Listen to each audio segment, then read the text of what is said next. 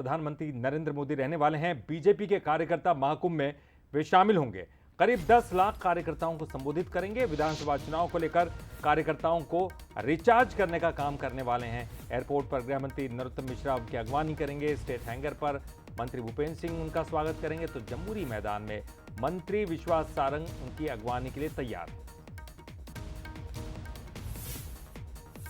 देखिए, straight hanger पर जहां मंत्री भूपेंद्र सिंह स्वागत करेंगे पीएम मोदी का एयरपोर्ट पर, उससे पहले गृह मंत्री नरोत्तम मिश्रा अगवानी करेंगे पीएम मोदी की। स्ट्रेट हैंगर पर मंत्री भूपेंद्र सिंह मौजूद रहेंगे, पीएम मोदी का स्वागत करेंगे। जम्बूरी मैदान में मंत्री विश्वास सारंग अगवानी करेंगे।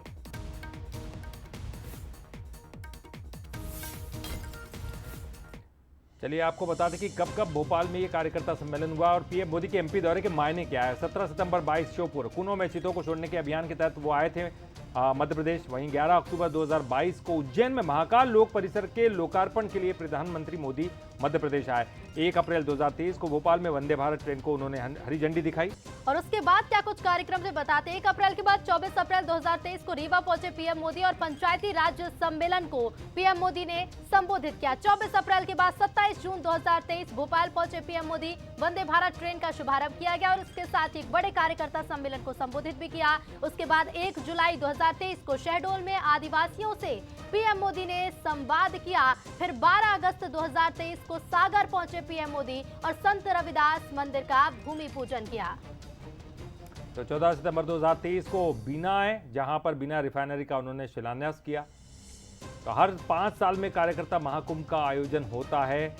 आपको बता दें कि ये बीजेपी का जो कार्यकर्ता महाकुंभ है वो होता ही इसीलिए क्योंकि कार्यकर्ताओं को चार्ज किया जाता है। विधानसभा चुनाव से पहले कार्यकर्ताओं को जोश में भरा जाता ताकि वो अच्छे से तैयारी विधानसभा चुनाव की। बिल्कुल, तो 2008 में पहली बार ये शुरू हुआ और उसके बाद बता दें कि विधानसभा चुनाव के पहले हर बार कार्यकर्ता महाकुंभ का आयोजन किया जाता है। अब तक 3 कार्यकर्ता महाकुंभ बीजेपी कर चुके हैं। 2018 में शुरुआत होती है और 23 चुनाव से पहले एक बार फिर से महाकुंभ का आयोजन होने जा रहा है। 25 सितंबर को बीजेपी का चौथा महाकुंभ होगा।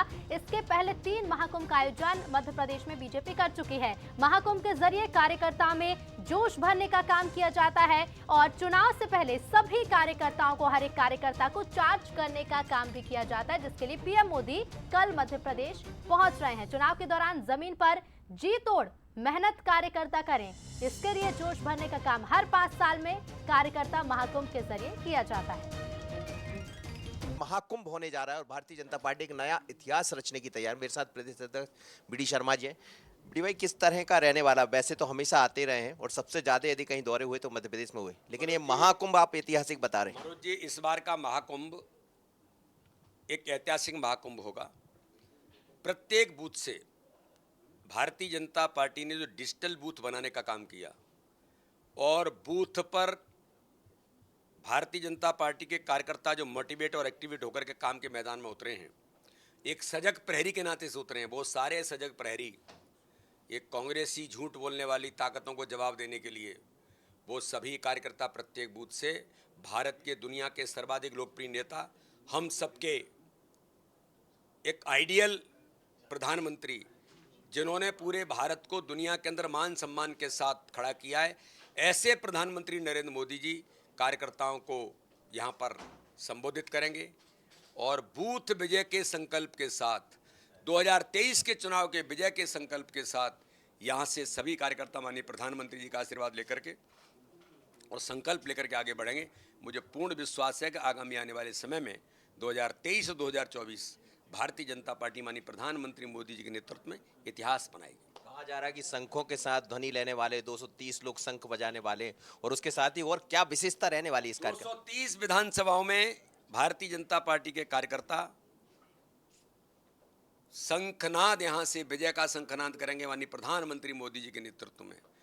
तो माननीय प्रधानमंत्री मोदी जी ने आज़ादी के 75 वर्षों में जो इस देश के अंदर ऐतिहासिक काम किया है, माइलस्टोन काम किया है, देश की 50% आबादी को सशक्त और ताकत देने का काम कि नारी शक्ति बंधन अधिनियम 2023 लोकसभा और राज्यसभा के अंदर पारित किया है।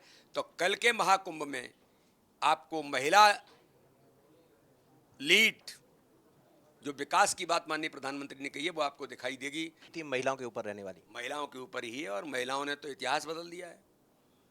तो इसलिए माननीय प्रधानमंत्री मोदी जी हैं कि मोदी जी के खाते में ही सब चीज़ें हैं जो देश के अंदर इतिहास बनने वाली चीज़ें हैं।